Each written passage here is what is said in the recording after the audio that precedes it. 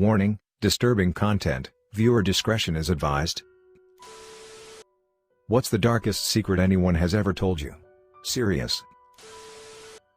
My older sister admitted to me that when she was a teenager she went to the back streets, an area full of warehouses, with her dad's gun and thought about killing herself.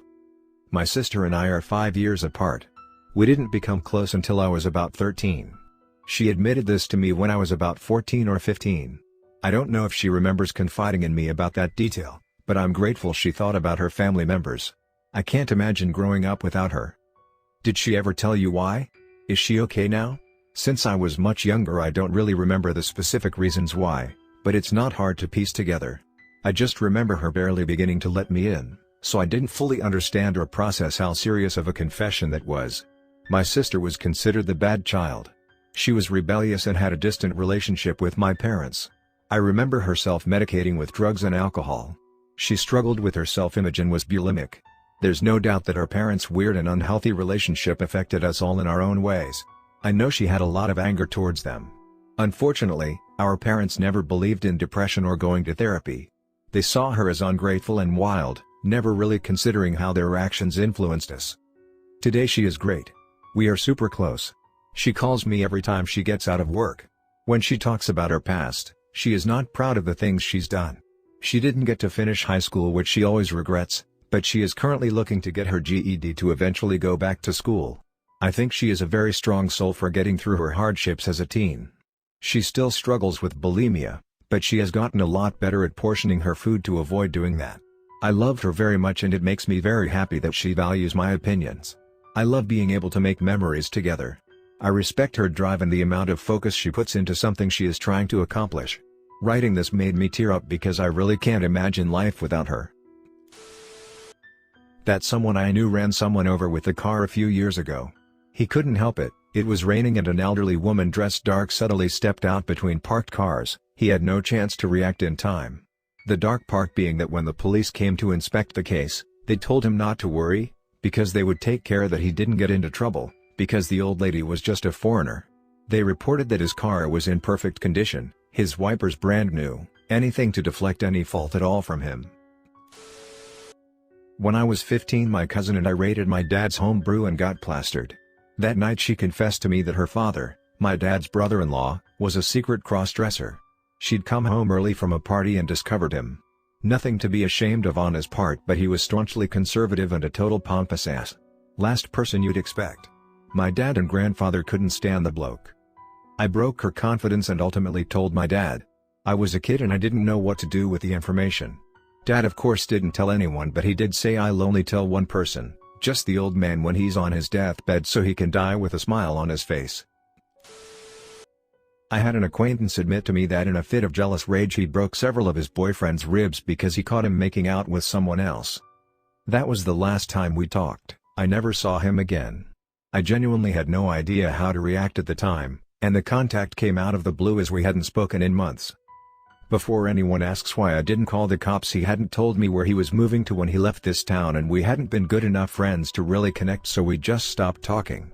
So I couldn't just start calling the cops in random cities about a guy who might or might not be there, and if so I only had a name and an AIM handle for. My friend grew up with a horrifically abusive father. One time, her younger brother stole a candy bar, then got her older sister to take the fall for it. The dad bought a Costco pack of full-sized candy bars and forced the older sister to eat them until she vomited, then made her eat her vomit. I've heard it all working in children's mental health, but this story really bothers me. Please don't reply with similar stories because I can't take them. My mom used to help me make houses for the fairies. I insisted would come visit and need a place to rest. She has quite the engineering brain, so the houses were always beautiful and well built. She always messed with the food I left out for them too and vehemently denied doing so. We have always liked to watch the clouds and find shapes in them while listening to Vivaldi, Four Seasons. I was the only 4-year-old in my preschool whose favorite musician was Vivaldi. She came to my school plays and taught me to love simple things like crunchy leaves and rainy days. I just wanted you to have some happy childhood memories from a stranger in South Africa.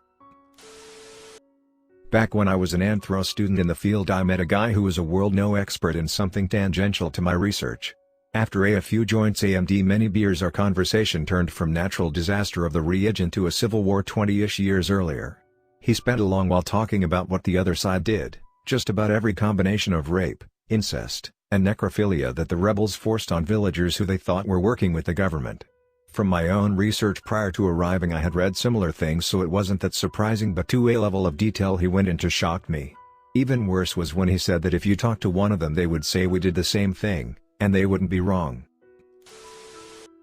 A friend of mine was abused by her boyfriend when she was in the 10th grade. He was physically, emotionally and sexually abusive towards her.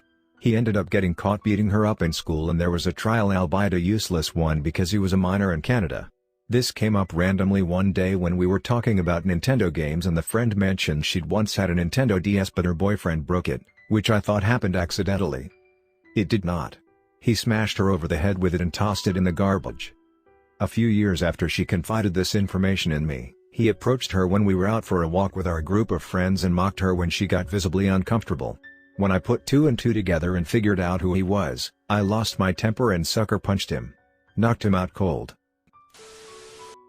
Had the guy who raped me as a small teenager tell me that he remembered it happened too, although we had both denied anything happening for years because we were both incredibly drunk and he was 7 years older than me, and had been trying to get with me for a while, and the whole subject made me too uncomfortable. He didn't really consider that it was non-consensual, and neither did I, but it fucked up my entire adult life. He recently tried to apologize and bring things between us to a better place. I appreciate the gesture, but I just ended up apologizing to the person who confused my life for me and made me unable to speak about my first sexual experience, because I can't deal with accepting apologies very well. I guess this belongs here. My best friend when we younger, told me he'd been touched by and played house with a girl older than him when he was about 4. She was probably 8. I don't know the extent, but she showed him her genitals and would ask to see his. She'd kiss and touch him. They'd rub each other or just him, not sure. The bigger secret though was he said he did the same thing to younger kids up until he turned 9 or 10 and realized how what he was doing was wrong. Not just that he'd get in trouble, but that he was doing something sick and unhealthy. He said he felt ashamed and stopped. We never talked about it after.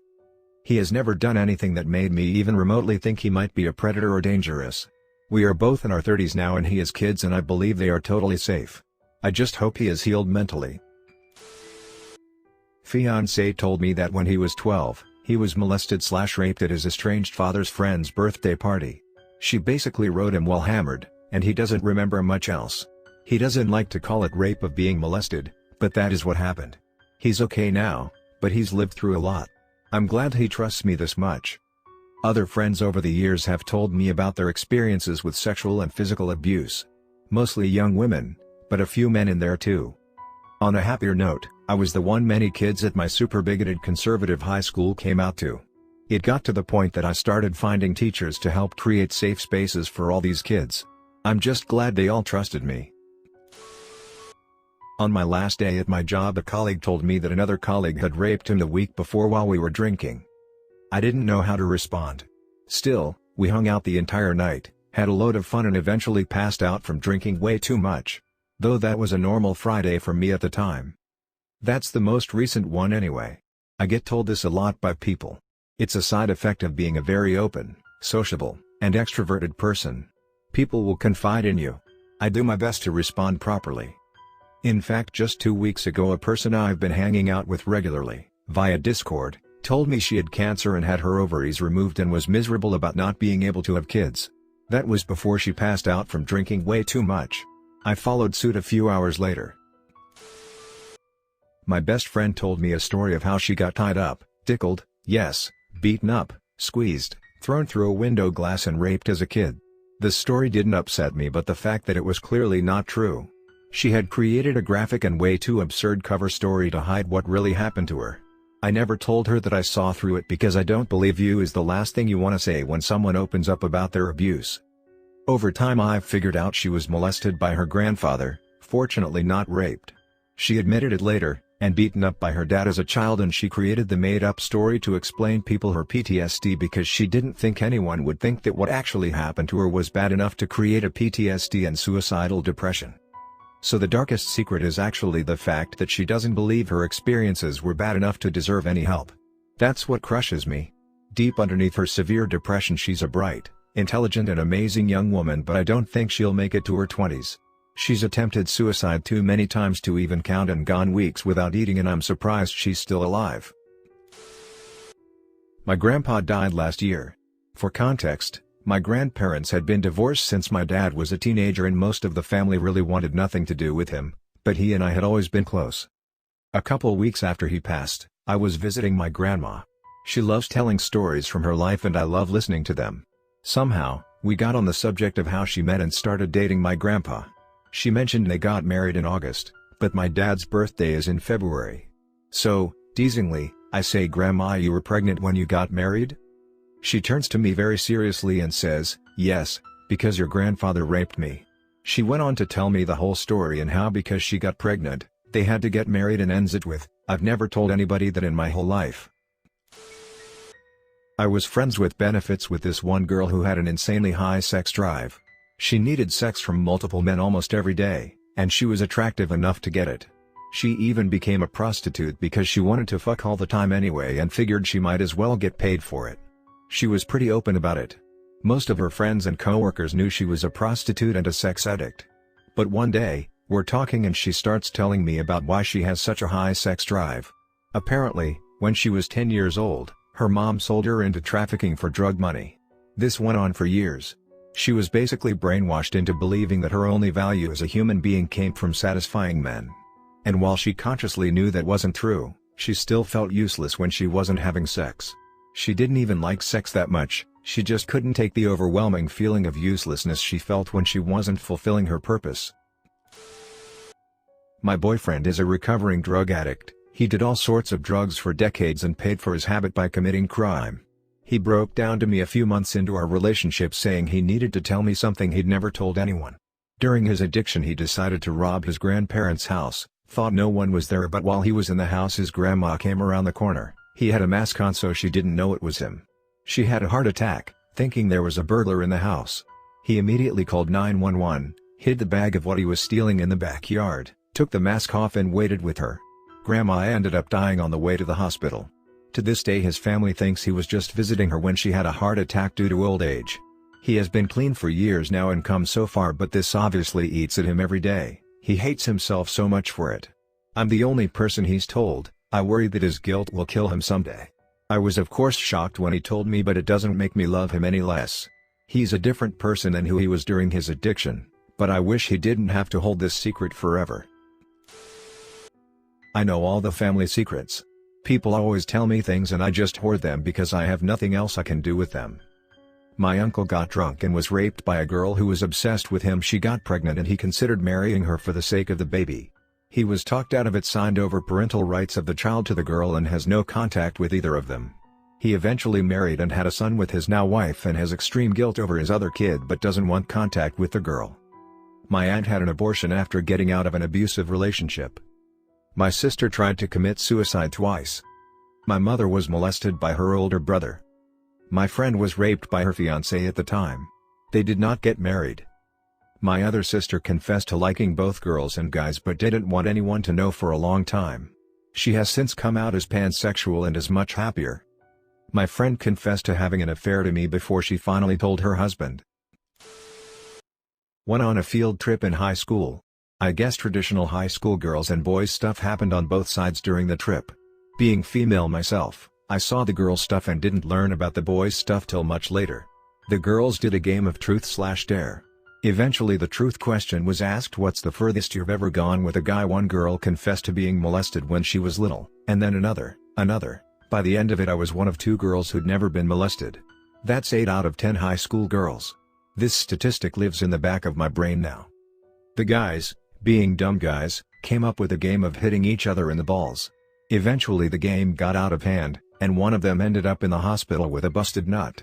All the guys were sworn to secrecy so the school wouldn't freak out and the poor guy wouldn't be shamed for only having one nut.